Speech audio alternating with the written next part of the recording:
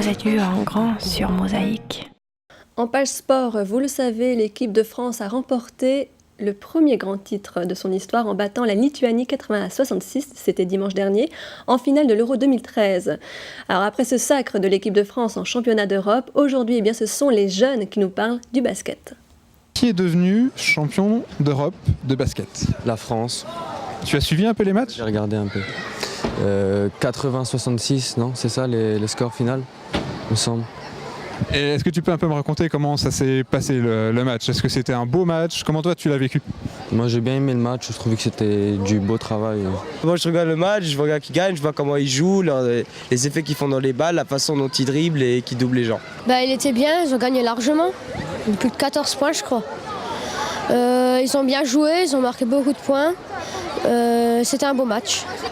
J'ai juste vu sur TF1 qui est-ce qui avait gagné, mais parfois ça m'arrive quand il n'y a rien à la télé de regarder ça en fait. Tu arriverais à me citer des noms de joueurs de l'équipe de France? Tony Parker. Nicolas Batum, Boris Diaw, Ajassa, Michael Djellabal, l'Auvergne. Est-ce que tu peux m'expliquer un peu les règles du basket telles que toi tu les connais? Les règles? Comment on joue au basket? Avec un ballon. Faut dribbler et on n'a pas le droit de marcher avec la balle. Le but c'est de mettre dans un panier en fait. La balle dans un panier pour gagner des points et pour faire remporter l'équipe.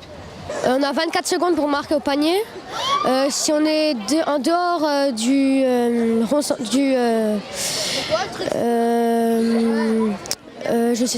la zone devant le panier, ça fait 3 points. Si on est à l'intérieur, quand on marque, ça fait 2 points. Après, bien évidemment, il y a des fautes. Comme par exemple, marcher, c'est quand on a la balle en main et qu'on marche. Un marché, c'est 2 pas.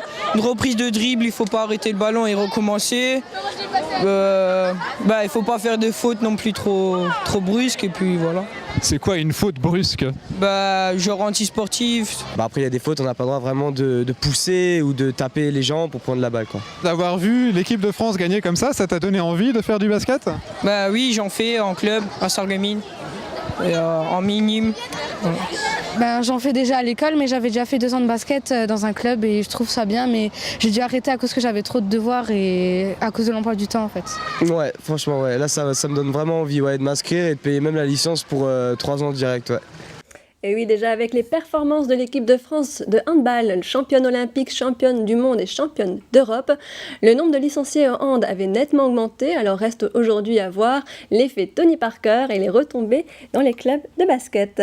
Mosaïque vous remercie de votre fidélité.